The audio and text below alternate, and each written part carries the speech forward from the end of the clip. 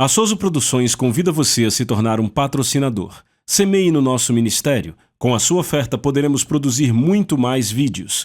Este é um ministério independente e, por isso, precisa da sua participação. Inscreva-se no canal e compartilhe os vídeos. Seja um multiplicador desta visão.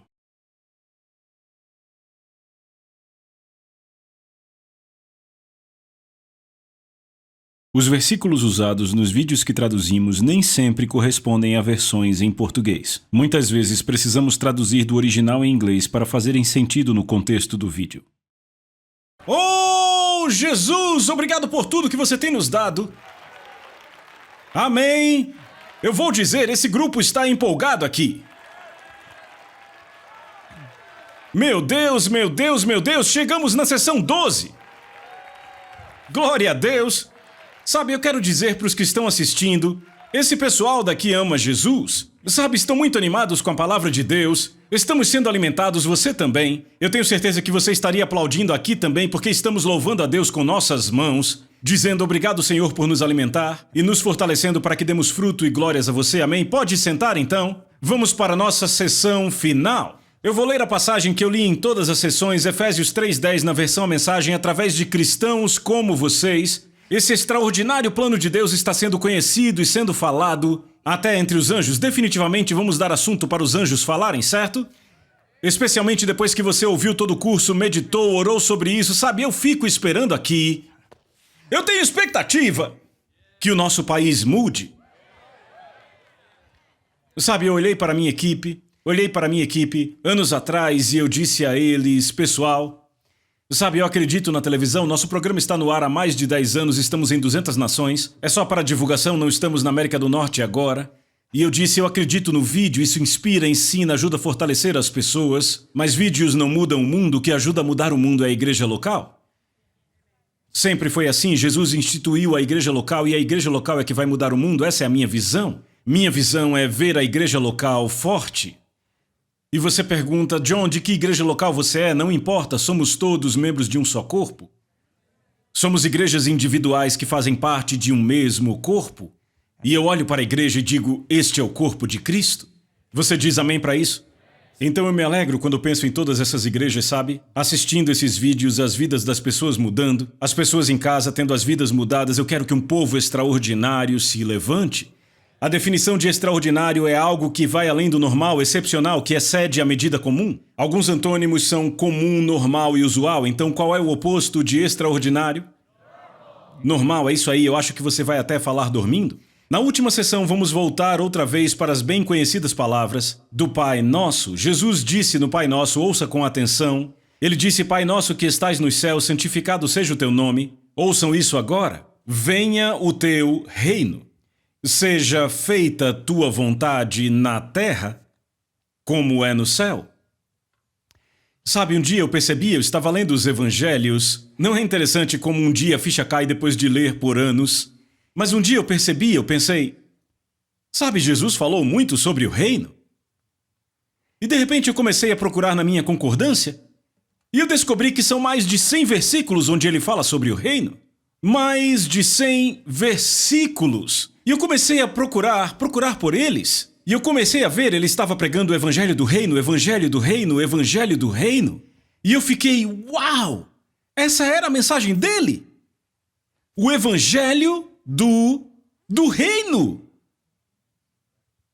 E aí de repente eu fiquei, não, peraí.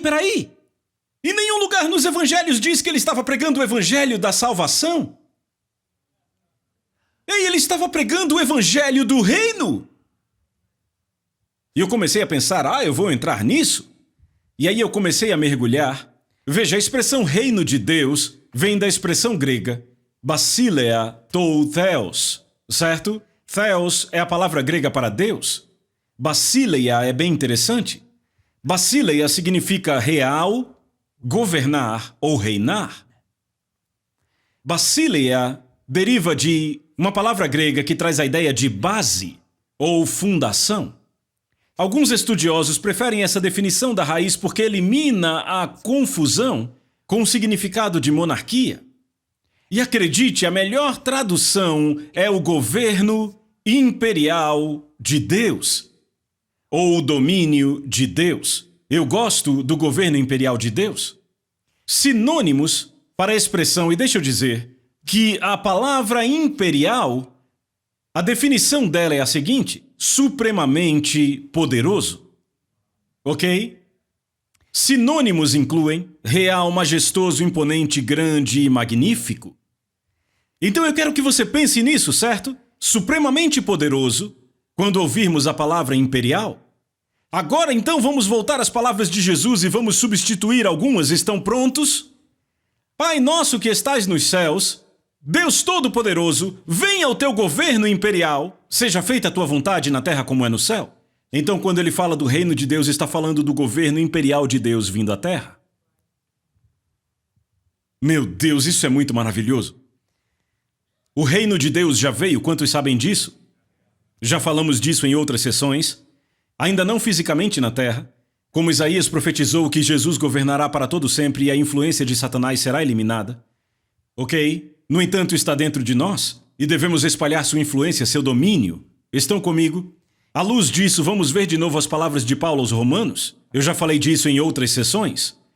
Romanos 5,17, todos que recebem a graça abundante de Deus, repitam, graça abundante, diga mais alto, e estão liberalmente numa posição de justiça com Ele, vão governar em vida por Cristo Jesus. O governo imperial de Deus no Pai Nosso dão vida às palavras de Paulo num nível muito mais elevado. A versão NVI traduz como reinarão em vida. A tradução de Weymouth, na verdade, diz que reinarão como reis ou rainhas em vida. Ele não diz rainhas, eu que estou dizendo. Reis e rainhas têm a última palavra, amém? Agora, como estas duas passagens interagem, ok? Temos que ter em mente que a terra é do Senhor. Salmo 24, verso 1, certo? Ele é o dono. No entanto, ele delegou aos homens a autoridade para governá-la. É o que o salmista diz em Salmo 115, 16. O céu dos céus é para Deus, mas a terra ele deu aos filhos dos homens. Correto? Certo? Então, Adão estragou tudo. Ele deu sua autoridade a Satanás. Lembra Satanás no monte com Jesus e ele disse, eu te darei toda a autoridade porque ela me foi dada. Como foi que ela foi dada? Foi entregue a ele quando Adão pecou no jardim. Estão comigo? Antes de Adão entregá-la a Satanás, não havia doença, não havia furacões, não havia terremotos, não havia pragas, não havia nenhuma enfermidade. Mas depois que Satanás entrou, foi quando tudo isso começou. Jesus veio e venceu a batalha e tomou de volta a autoridade de Satanás. Estão acompanhando? Agora a autoridade final está de volta, onde Deus planejou originalmente na mão de seus homens e mulheres. Depende agora de nós executar esta autoridade. Se não o fizermos, ela ficará sob o domínio do maligno. Ok? O ponto central aqui é uma realidade gravíssima. Os homens e mulheres de Deus é que determinam se a vontade de Deus será feita na terra ou não. Por isso, não seja enganado. Quem é o culpado se aquela pessoa lá numa tribo da África nunca ouviu o evangelho? Bem, a culpa é nossa. A culpa é nossa. Porque Jesus pagou todo o preço, mas nos deu a responsabilidade de alcançarmos a nossa geração, porque a autoridade foi dada a quem? Aos homens na terra. Deus deu esta liderança, ele deu este domínio ao homem desde o princípio e Deus nunca toma de volta aquilo que lhe dá. O homem deu a Satanás, Jesus teve que tomar de volta a força. Eu amo isso, ele tomou de volta a força. Amém? Mas Deus deu ao homem um período de tempo, ele disse, esse é o período de tempo em que você governará a terra. Certo? Está comigo? Eu pessoalmente acredito que esse período é de 7.000 anos, 6.000 anos conosco e 1.000 anos com Jesus governando. Você está comigo? Pense em qualquer história do Evangelho, ela ilustra perfeitamente esta verdade. Imagine Jesus, um homem, se levantar naquele barco quando aquela tempestade ameaçadora veio e ordenar para que se aquietasse. Eu digo a você, Jesus estava dormindo, aqueles apóstolos não tinham nenhuma fé para parar a tempestade. E eram pescadores experientes, profissionais. E se diziam que o navio estava afundando, é porque estava mesmo. Eles sabiam que afundaria um navio porque eram profissionais, não amadores, não eram gatos assustados. Eles sabiam o que matava as pessoas. Então, eles estavam para morrer. Você entende? Não era a vontade de Deus que eles morressem. Então, se Deus tomasse de volta a autoridade, o que é que ele iria fazer? Diria: pare, tempestade! Mas na terra ele deu autoridade ao homem. Isso é algo que temos que entender. Então foi preciso Jesus ser acordado pelos apóstolos com medo, ir lá em cima e dizer: pare. E uma vez que ele fez isso, parou. Isso é impressionante. Vemos exemplos no Velho Testamento. Eliseu olhou para o rei de Israel e disse: veja, Deus quer que você tenha vitória sobre a Síria, certo? Lembram? Então pegue o arco e atire flechas no chão. Lembram disso? O rei atirou 3 vezes flechas ao chão. Eliseu ficou furioso. Ouça o que ele disse: 5 ou 6 vezes a deverias ter ferido, então feririas os sírios até os consumir, porém agora só 3 vezes ferirás os sírios. Deus queria encerrar o assunto com a Síria. Mas o homem só atirou 3 vezes. Então ele disse: serão só 3 vitórias. Se você tivesse atirado 5 ou 6 vezes, teria o domínio completo. Deus queria que Israel destruísse a Síria, mas o seu desejo não foi realizado porque um homem o limitou. Salmo 78:41 diz: limitaram o santo de Israel. Eles o limitaram. Por quê? Porque Deus não é como o homem. Damos autoridade, não gostamos do que estão fazendo, tomamos de volta. Deus dá autoridade, ele diz: eu vou permanecer com a minha palavra, porque entenda, Deus não volta atrás com a sua palavra. Deus nunca deu ao homem religião no princípio, ele deu a ele domínio. Nunca esqueça disso. Ele disse: tenha domínio sobre a terra. Você está ouvindo, você está aqui. Deus está limitado no que vai realizar, porque ele não tomará de volta a autoridade que delegou. A lista de exemplos, na verdade, é interminável. Amós 3:7 diz: certamente o Senhor Deus não fará coisa alguma sem ter revelado o seu segredo aos seus servos, os profetas. Ouviu as palavras não fará coisa alguma? Repita comigo: não fará coisa alguma. Você ouviu o que acabou de falar? Eu vou ler a passagem de novo. O Senhor Deus não fará coisa alguma sem ter revelado o seu segredo aos seus servos. Nos tempos do Antigo Testamento, Deus revelava o seu plano. E o que acontecia em seguida? O profeta, ou alguém que o profeta estabelecia, a quem o profeta delegava a responsabilidade, falaria e executava a vontade de Deus. Naqueles dias, era aos profetas que Deus revelava a sua vontade, certo? No entanto, lembra do que Jesus disse em Mateus 11:11? João Batista é o maior profeta, nascido de mulher até agora. Mas o menor no reino dos céus é maior que João. O que torna o menor no reino dos céus maior do que qualquer profeta do Velho Testamento? Por que o menor no reino dos céus é maior do que João Batista ou qualquer profeta antigo? Porque temos o reino dentro de nós. Como filhos e filhas de Deus, cada um de nós pode ouvir os seus planos, não são mais só os profetas. Agora podemos executar o plano de Deus na terra. Então, se lêssemos Amós 3:7 no Novo Testamento, leríamos assim: o Deus soberano nunca faz coisa alguma sem revelar os seus planos aos seus filhos e filhas que governam, seus embaixadores.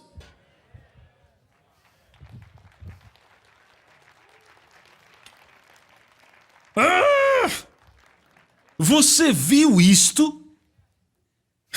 Então, quando assimilamos tudo isso no Pai Nosso, podemos falar da seguinte forma: você está pronto?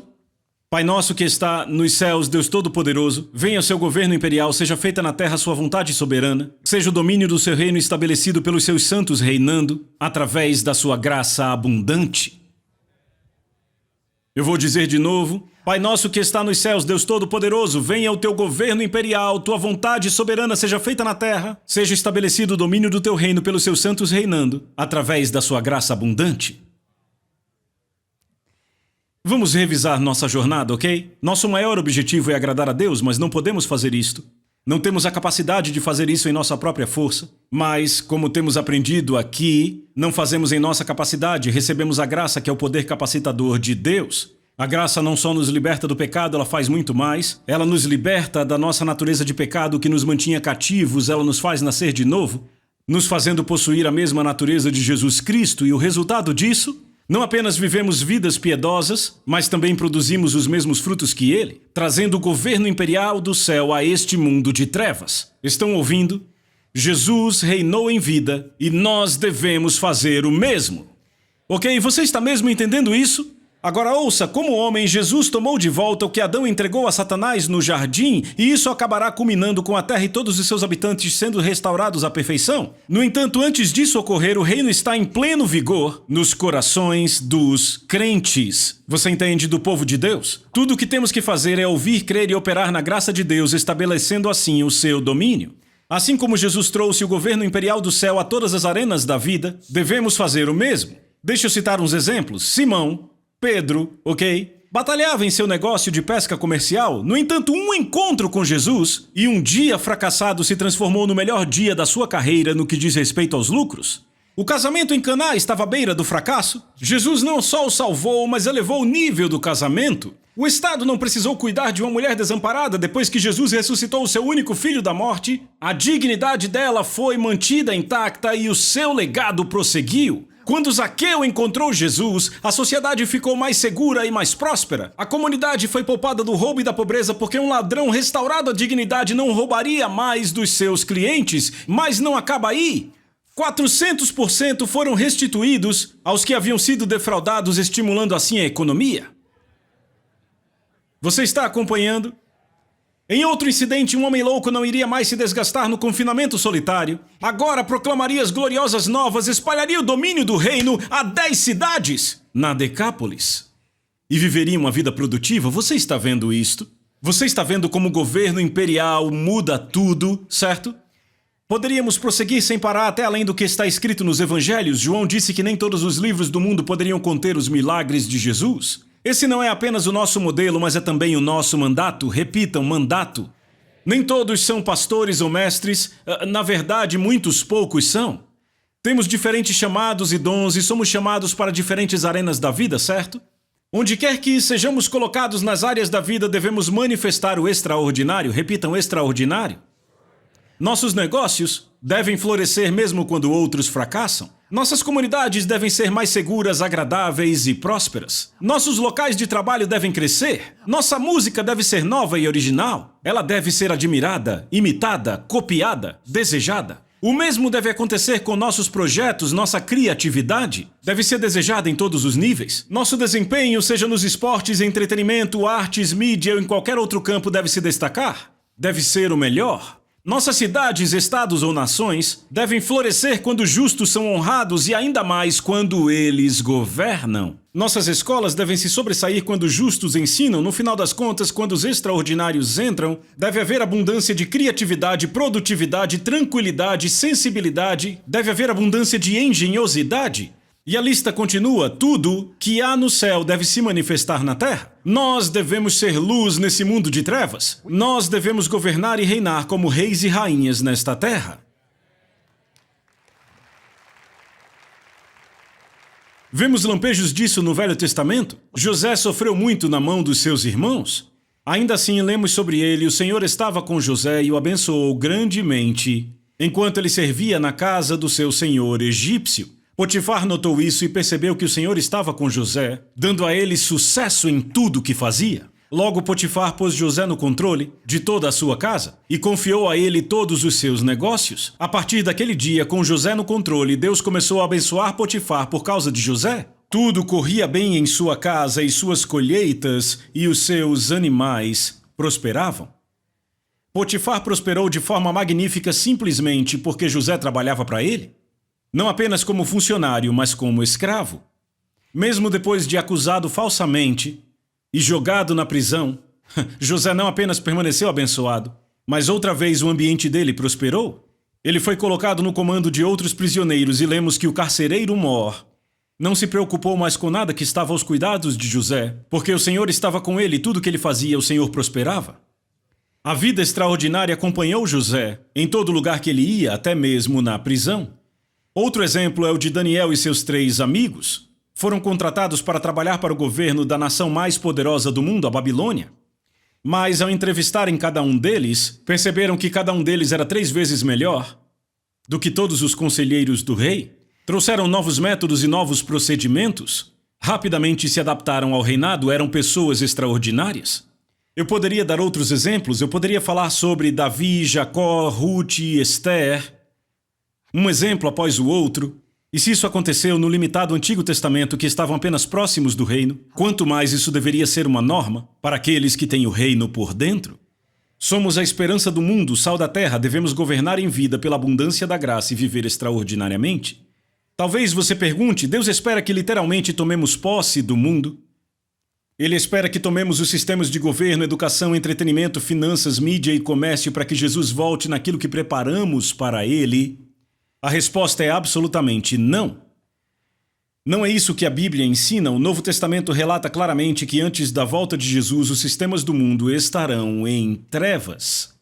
Ouça o que Paulo disse à igreja de Tessalônica a respeito da segunda vinda de Jesus Cristo, a respeito do nosso encontro. Ele disse que ninguém vos engane de maneira nenhuma, pois aquele dia não virá a não ser que a apostasia venha primeiro, que a grande queda predita daqueles que se dizem cristãos aconteça, que o homem da iniquidade, que muitos chamam de anticristo, que o homem da iniquidade e pecado seja revelado, o qual é o filho da perdição, que se opõe e se exalta com tanto orgulho insolentemente contra tudo que se chama Deus e que é adorado até mesmo em sua realidade. Ele toma assento no templo de Deus, proclamando a si mesmo como Deus. Vocês não lembram que quando eu ainda estava com vocês, eu lhes disse essas coisas? E agora vocês sabem o que está impedindo que ele seja revelado? Repitam, impedindo. Há algo impedindo que o homem da iniquidade venha. Quem é essa pessoa ou o que é isso que o está impedindo? Se continuarmos lendo, notaremos que não é só impedir o anticristo, é impedir a iniquidade em geral. Porque Paulo fala no versículo seguinte: pois o mistério da iniquidade, aquele princípio oculto de rebelião contra a autoridade constituída, já está em ação no mundo, mas ele é impedido só até aquele que o impede ser retirado do caminho. Então tem alguém impedindo a iniquidade? Então Paulo diz que ele está impedindo tanto o anticristo quanto a iniquidade em geral. Então vamos falar do anticristo e depois falaremos do assunto em geral. Você entende o que eu digo?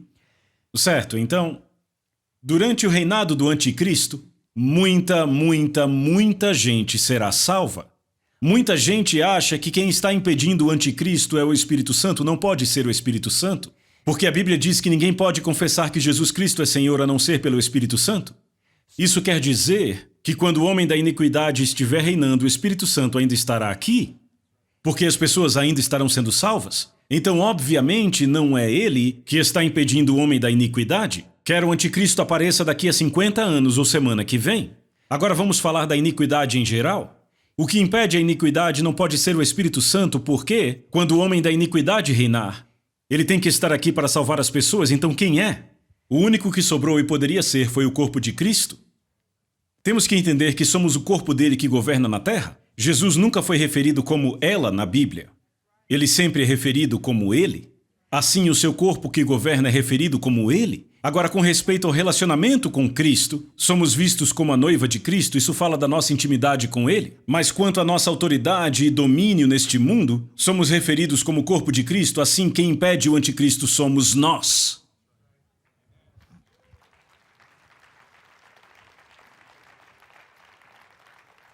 Você está pegando isso? O corpo de Cristo pode deter a iniquidade como o próprio Jesus fazia reinando em vida. O nosso Senhor disse, João 9,5, enquanto eu estou no mundo, eu sou a luz do mundo. Jesus está no mundo, sim ou não? Fale alto aí. Sim, ele está. Não sua cabeça.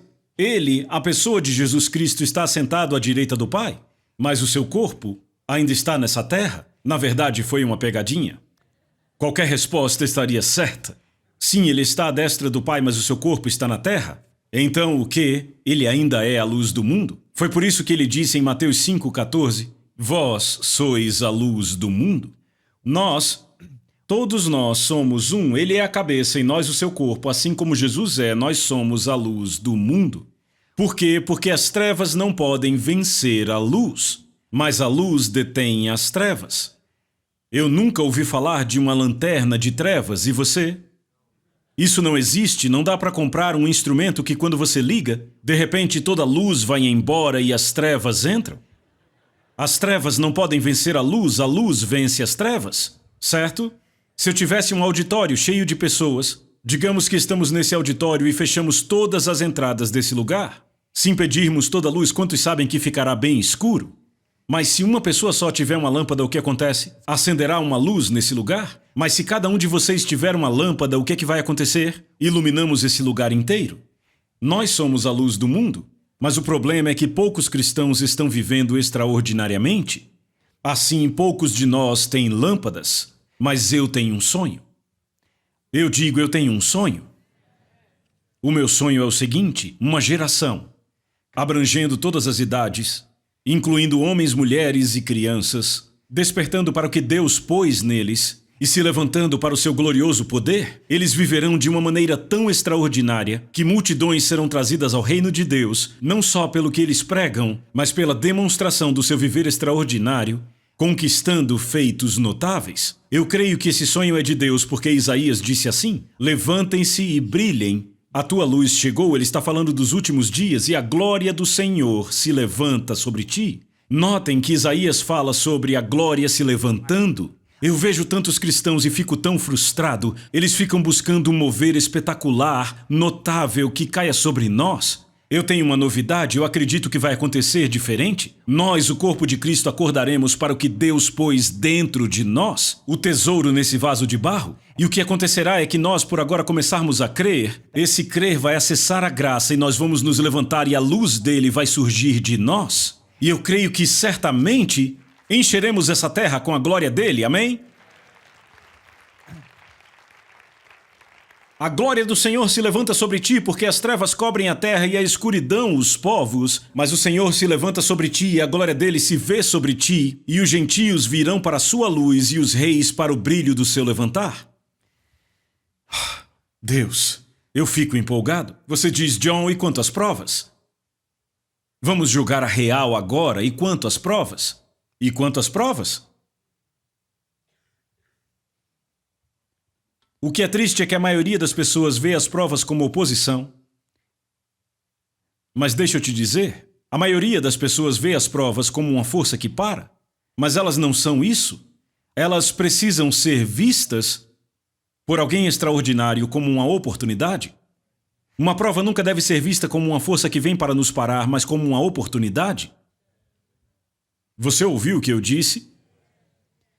A tribulação não deve ser vista por uma pessoa extraordinária como uma força que vem para pará-la. Se você vir como uma oportunidade, como José, tudo que ele passou ele viu como oportunidade para treiná-lo para ser um grande governante. Um dos maiores do Velho Testamento, as adversidades de Davi fizeram dele não apenas um grande líder, mas moldaram seu coração para governar as pessoas. A experiência de Moisés o treinou não só para a liderança, mas para o quê? Para lidar com paixão como pastor, para levar o povo de Deus.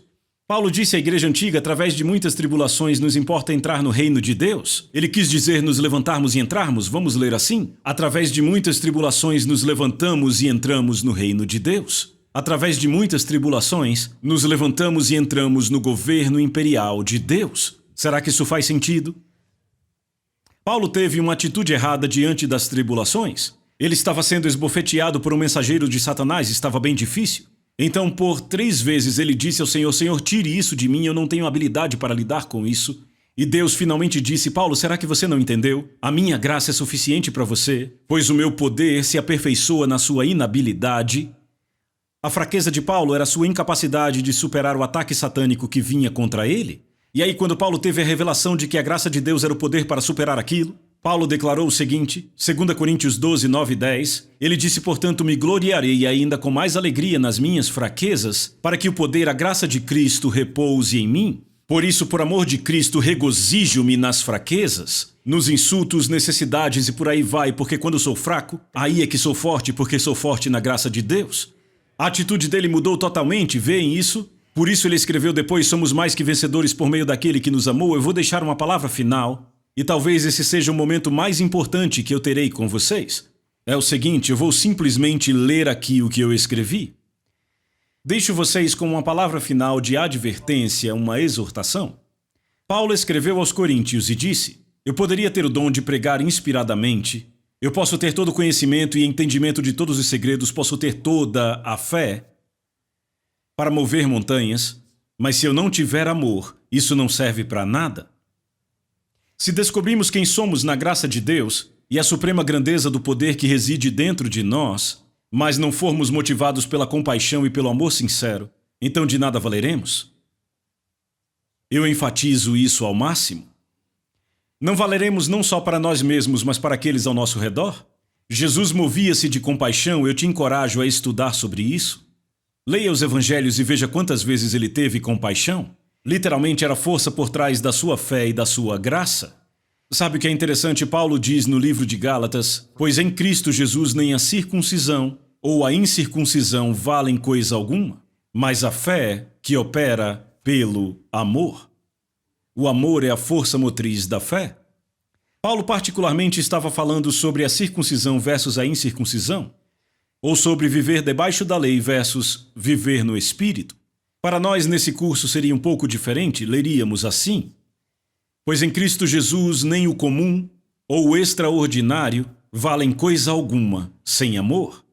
Mas o que é extremamente benéfico é a fé operando pelo amor. Ou seja, sua vida extraordinária conta quando sua fé está operando pelo amor. Tentar realizar a obra de Deus em nossa própria capacidade é tolice. A Bíblia deixa isso extremamente claro e eu ensinei o melhor que eu pude. Mas quantos tentam agradar a Deus meramente pela força humana sem a fé? Por outro lado, se você captar plenamente toda a revelação dada durante a nossa jornada e tentar viver de forma extraordinária sem amor, bem, isso também será tolice. No entanto, viver na capacitação da graça através da fé, motivado pela compaixão e amor sincero, valerá muito aos olhos de Deus e dos homens.